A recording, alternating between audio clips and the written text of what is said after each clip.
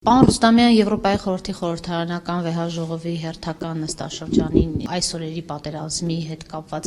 ինչ եք ներկայացնելու զինվորների, զինծառայողների խոշտանգումների հետ կապված զեկույցով հանդես կգաք։ Նախատեսվում է այս պահին ընթացիկ հարցի կարգավիճակով քննարկում, որը նախատեսված է ամենայն հավանականությամբ տեղի ունենա 5-շաբթի օրը։ Դա Եվրոպայի խորհրդի խորհրդարանական վեհաժողովի ընթացակարգով պայմանավորված, ովքեր որ դիմում են այդ հարցով, այդ հարցը բյուրոն որոշում է եւ մտցնում է օրակարգ։ Ամենայն հավանականությամբ դա տեղի կունենա, արդեն դրա հիման վրա բնականաբար քննարկումները կլինեն։ Բանաձև չի ընդունվի, եթե ընթացակարգով է մտնելու, ոչ թե հրատապ հարցի կարգավիճակով, որ կարծում եմ նույնպես ճիշտ է, որովհետև նախորդ նստաշրջանում արդեն մի փաստաթուղթ դրա հետ կապված մերժվել է եւ իրավիճակի քննարկմանը բացառապես պիտի սա վերաբերվի, ելույթներ պիտի լինեն, եթե այդ կարգավիճակը պահպանվի, որոշում բանաձև որպես այդպեսին զեկույց որպես այդպեսին չի քվեարկվում։ Հիմա սա առիթ լինելու բնականաբար մենք ներկայացնենք տեղի ունեցածը, բնականաբար ադրբեջանցիները փորձելու են գլխիվայր շուռ տալ ամեն ինչ, մեր համար սովորական է արդեն դարձել, բայց պետք է նաև որոշակի փաստարկված, փաստաթղթային հիմքերով ունենանք մեր ձեռքի տակ այդ ամենը, որպեսզի նաև ներկայացնենք մեր գործընկերներին կատարվածը եւ մեծ աշխատանք այդ առումով սպասվում է հենց առաջին իսկ օրից։ Այն թղթածրարը, որի մասին խոսում էինք, այդ թղթածրարը արդեն պետք է ձևավորվի, դրա համար հիմքեր կան, նյութը բավարար գոյություն ունի, մանավանդ այս վերջի նաև դիակների փոխանցման ժամանակ ակնհայտորեն անդամահատված, ուրեմն դիակներ կան շատ ավելի մեծ ծավալի նյութ է այդ առումով կուտակվել եւ մնացած բոլոր փաստերը, որոնք որ արձանագրվել են, ապացուցողական հիմք են տալիս, որպեսզի Ադրբեջանը ներկայացվի որպես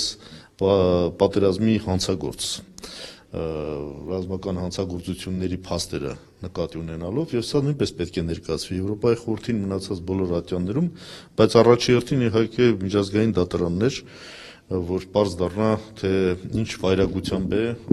այդ պետությունը ուրեմն իր հարևանների հետ փորձում հարցերը լուծել։ Երկու նախագահների Տեր-Պետրոսյանի եւ Սարգսյանի հանդիպումը մեկնաբանեիք եւ դրանից հետո նախկին նախագահ Տեր-Պետրոսյանի տված հարցազրույցը, որտեղ նա խոսում է ընդդիմության անելիքներից, մասնավորապես տարաձայնությունները ժամանակավորապես սառեցնելու։ Սա ինչ է ձեզ նշանակում։ Ես կարծում եմ, որ այնինչ որ տեղի ունենում, դա ուղղակի պարտադրել է դրան գնալ մեր ժողովուրդը, որ ինքնաբուխ համախմբում տեղի ունեցավ, այդ ֆոնի վրա ես կարծում եմ ուղղակի աբսուրդ է, որ որևէ մեկը փորձի ինչ-որ այդ համախմբումից դուրս մնալ։ Եվ քաղաքական ուժերը, ես կարծում եմ շատ տրամաբանորեն պետք է հետևեն իրենց ժողովրդի պահանջներին եւ պահվածքին, եւ դրանով եմ ես այս ամենը պայմանավորում, որտեվ այլ ուրիշ ճանապարհ չկա, քան միավորել մեր բոլոր ուժերը եւ քաղաքական ուժերը այդ առումով պետք է օրինակ ցույց տան։ Մենք միշտ դա ողջունել ենք, անկախ տարաձայնություններից, որ ունեն տարբեր քաղաքական ուժեր միանց նկատմամբ, կարծում եմ, որ սա դրա ժամանակը չի։ Ասում եմ, երբ որ թնդանոթները զրնգում են, մուսաները լռում են, հիմա այդ լռության ժամանակն է եւ պետք է բոլորս համախմբվենք եւ մեր ջանքերը իսկապես համատեղենք, որպեսզի կարողանանք մոբիլիզացիան զորաշարժը լիարժեք դարձնել։ Սրան եմ ես ուղղված համարում այդ հանդիպումները եւ նման բոլոր հանդիպումները իհարկե խրախուսելի են եւ ողջունելի են։ Իհարկե տեսակետները, որ պարոն Տեր-Պետրոսյանն արտահայտում է, դա շատերի հետ կարելի է վերապահումով վերաբերվել, ընդդիմության միավորվելը լավ է, բայց որոշ գնահատականներ կա, հիմա ես չեմ ուզում դրան անդրադառնալ, դրա պահը չի, հենց այդ նույն մորատորիայի տրամաբանությունից ելնելով չեմ ուզում, բայց բաներ կա, որ ասենք այդ ձևով ես չէի ասի։ Տեր-Պետրոսյանն ասում է սեղանին դրված են մադրիդյան սկզբունքներն են։ Ձեր դիրքորոշումը նախկինի պես է մնում, թե փոփոխվել է։ Չէ, մեր դիրքորոշումը նույնն է, մենք կարծում ենք, որ այդ միջազգային գործընթացն է, որ պետք է իր իսկ սկզբունքներին համապատասխան կարգավորի կոնֆլիկտները, իսկ կոնֆլիկտների կարգավորման երկու հիմնական սկզբունք գոյություն ունի։ Տարածքներ խաղաղության դիմաց, որը մերժել են ժամանակին Լևոն Տեր-Պետրոսյանի ժամանակ էր դա, որտեղ խաղաղությունը պարգև չի, որ մի կողմը մյուսին պետք է տա։ Մյուսը տարածքներ կարգավիճակի դիմաց։ Սա շուռ են տվել գլխի վայր Ադրբեջանի թեթև ձեռքով, որ սկզբից տարածքներ, հետո կարգավիճակ։ Տարածքներ կարգավիճակը ճիշտ հակառակն է ենթադրում։ Սկզբից կարգավիճակ, հետո նոր տարածքներ։ Եթե վերադառնան այդ տրամաբանությանը, խոսեն կարգավիճակի մասին, խոսեն ինքնորոշման իրավունքի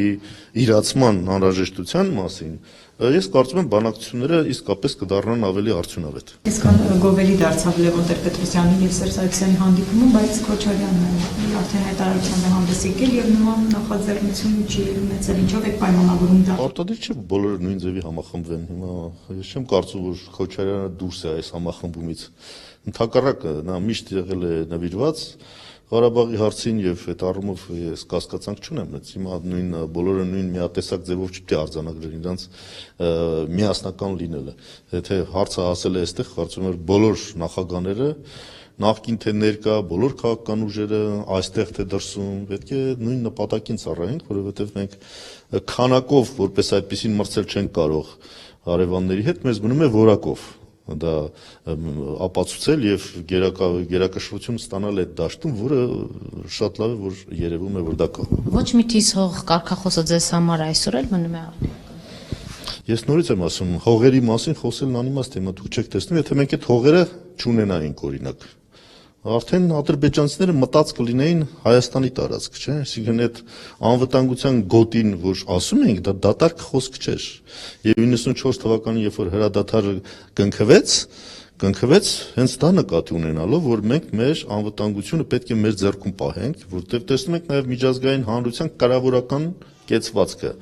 Եթե հայ զինվորը չկասեցներ այս հարձակումը, մենք հիմա լուրջ խնդիրներ ունեինք։ Այսինքն իսկապես անվտանգությունը իրականում մենք է որ ապահովում ենք եւ այդ անվտանգության գլխավոր երաշխիքներից մեկն էլ այդ տարածքներն են, որոնք որ մենք որպես անվտանգության գոտի ունենք։ Ընդհակառակը հարցը գնում է, թե այսպես շարունակվի, այդ տարածքները պետք է ավելի մեծացվեն, որպեսզի անվտանգության գոտին էլ ավելի մեծանա եւ անվտանգությունն ավելի երաշխավորվի։ Այսպիսի ալիք բարձրացավ, ինչու մենք չենք կարողացել գնել ավելի ժամանակակից զենք, որտեղ են այդ միլիոնները, ինչի վրա են մսխվում, որի պատճառով մենք չունենք զենք, այս հարցերը ինչպես պետք է լուծվեն հենց այս կարճատև պատերազմից հետո, դասեր քաղելու, հետևություններ անելու անհրաժեշտություն կա իշխանության համար։ Բոլորի համար էլ այդ անհրաժեշտությունը կա, ես այդ հարցին անդրադարձել եմ, չեմ ուզում նույնը կրկնել,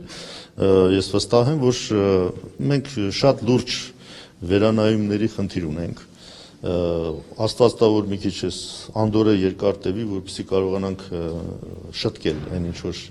մենք նկատել ենք, դրա մասին պարտադիր չանպայման բարձրաձայնվի, բայց ավելի պատրաստ լինելու նոր հարձակումները հետ մղելու համար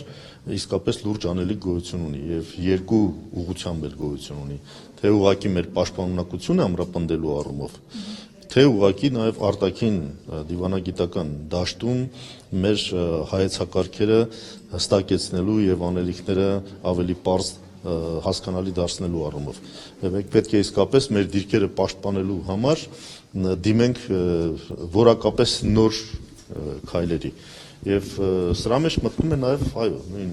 ռազմականացումը, նույն տեխնիկայի ձեռքբերումը, մնացած ամեն ինչը, որովհետև ակնհայտ է, որ այս տեխնիկական հագեցվածության առումով հակառակորդը ունեցել է առավելություն։ Իդեպ դա եղել է նաև 88 թվականին, 88-90 թվականին նրանք միշտ առավելություն են ունեցել եւ ոգին եմ մեր, որ միշտ այսպես ոչ միայն հակակշռել է դրան, այլ մենք ձեռք ենք բերել այն ինչ որ հիմա ունենք, եւ նույնն էլ հիմա է տեղի ունենում, բայց դժբախտաբար անընդհատ այս վիճակը չի կարելի թույլ տալ, որ շարունակվի։ Մենք ի վերջո պետք է տեխնիկական հագեցվածության մասին խոսենք եւ առաջի գծի իսկապես հագեցումը տեխնիկապես նոր որակի, ժամանակակից որակի բերելու համար մենք լուրջ անելիքներ ունենք։ Սա աշխարհում անպայման մարդուժով չի, որ վերահսկվում են սահմանները, դա անում է ժամանակակից տեխնիկան, եւ այդ առումով բնականաբար մենք իսկապես լուրջ մտահոգություններ ու անելիքների խնդիր ունենք։ Մոտ է լուծումը այս գործողություններից հետո։ Ես չեմ տեսնում դեռևս մոտ լուծում, ճիշտ ասած, որովհետեւ ինչպես երևում է Ադրբեջանը դեռ չի հրաժարվում ռազմական ճանապարհով հարցի լուծումից եւ գլխավոր հարցը այստեղ է եւ եթե ամբողջ միջազգային հանրությունը ինչ որ միտեղ համաձայն է դիրքորոշում ունենալու առումով դա այն է որ հայտարարել են բոլորը որ այս հարցին ռազմական լուծում չկա եւ եթե չկա ուրեմն պետք է ամեն ինչ անել որ բանակցությունները վերականգնվեն Եվ բանակցությունները վերականգնելու համար պետք է իրական լիարժեք բանակցությունների մասին խոսվի, որտեղ հակամարտության բոլոր կողմերը պետք է նստեն բանակցային սեղանի շուրջ։ Չի երևում դեռևս, որովհետև Ադրբեջանն ամեն ինչ անում է, որ հենց այն պատճառով, որ խուսափի կարգավիճակի լուծումից, առաջերտին խուսափում է բանակցել Ղարաբաղի հետ։ Եվ սա իր մարտավարությունն է եւ կարծում եմ, որ այս շեշտադրումներն են հիմա կարևոր արտաքին ասպարեզում, որպեսզի պարզ դառնա, որ բոլորը պետք է պահանջեն Ադրբեջանից նա վերադառնա ուղղակի բանակցությունների։ Եթե այդ բանակցությունները սկսեն, ես կարծում եմ հարցերը լուծում կստանան։ Բանաձև ընդունելու ես, որ ԵԽԽՎ-ն ես չեմ տեսնում, որ պատրաստ է, որովհետև մշակված հայեցակարգված այսպես մոտեցում չկա։ Պարզ է, որ այն ինչ որ ուզում էր անել ԵԽԽՎ-ն, լավ էր, որ ձախողվեց եւ դա Վոլտերի զեկույցն էր։ Մյուսը, որը անցել է, որտեղ հումանիտար խնդիրներն են հիմնականում դեր խաղացել դրա համար է անցել, բայց մեջը պարունակում են նաև քաղաքական հաստատումներ, որոնք նույնպես քաջալերել են հենց Ադրբեջանին։ ԵԽԽՎ-ն հələ մտածելու հարց ունի, արդյոք ինքը չնպաստեց, որ այս նոր էսկալացիան սահմանի վրա լինի։